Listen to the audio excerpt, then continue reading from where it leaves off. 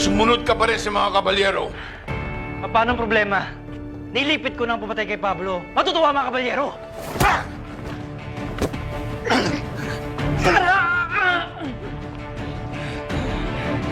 Aba, bakit galit na galit ka?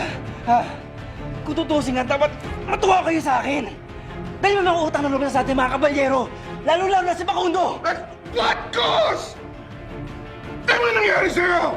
Marami tayong nalang sa taon dahil sa kagaguhan mo! Ako na ako ng malasakit sa pamilya natin! Ito, pinuhos ko yung buhay ko! Ako pa rin ang masama! Baka nakakalimutan mo kung sino ang kausap mo! Tama na yan! Come on! Ha?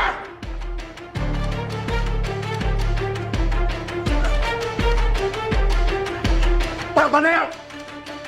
Tama na yan! Tigilan niyo yan! Di ka isang Montenegro! Di ka sumusunod sa akin!